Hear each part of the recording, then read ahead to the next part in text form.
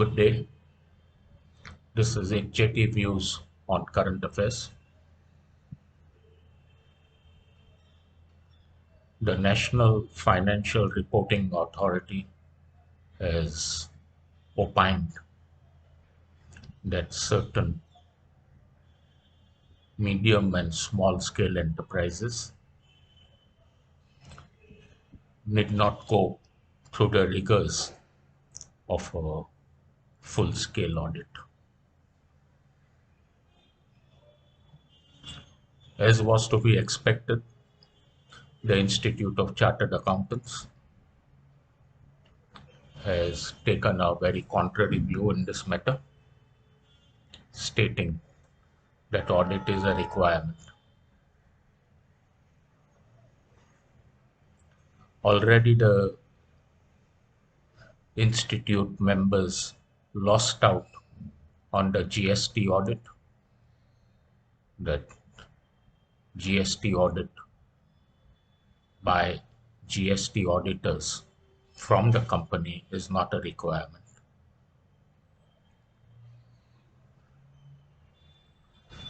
This is opening up an argument about what is the feeling of people about audit.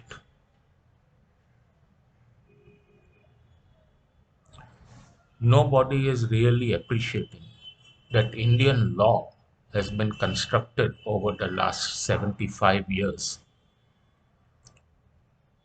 on the basis that an auditor's report is the first thing that is required.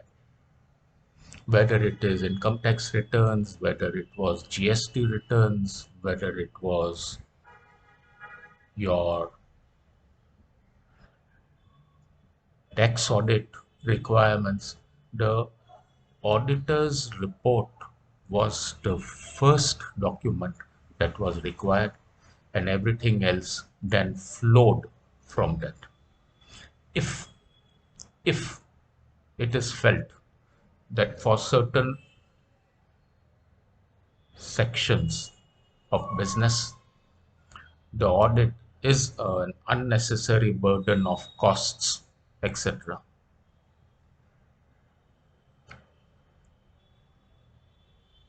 would it truly impact the profession?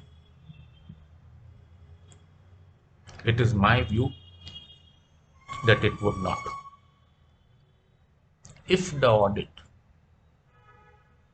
has been giving value addition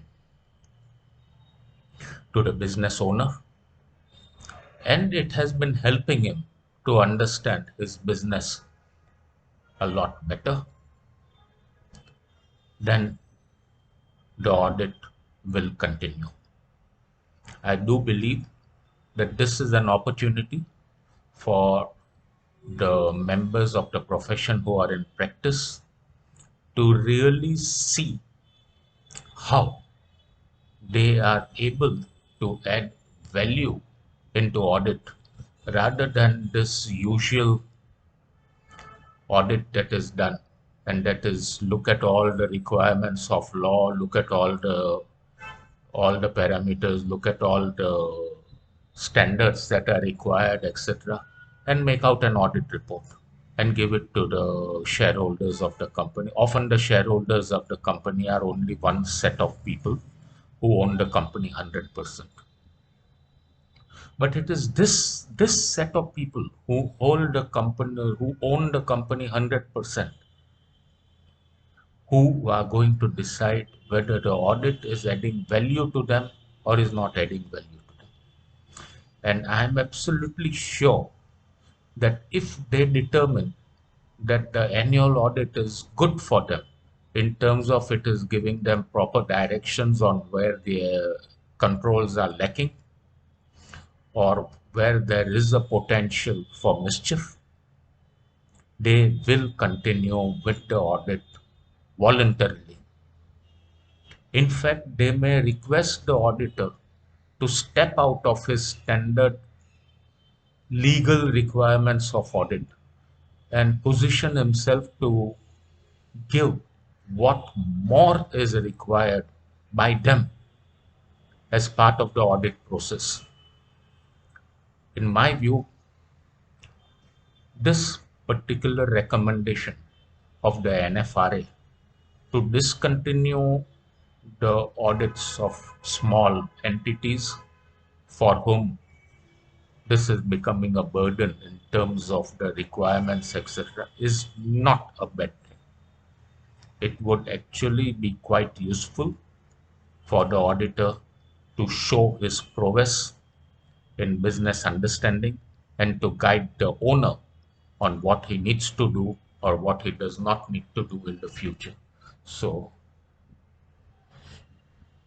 my view is there should be no concern, and both these bodies need not get into a conflict all over again.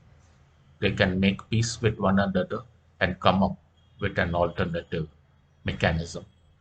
Anyway, here ends my view of the day. Jai Hind, Jai Maharashtra, Jai Mumbai.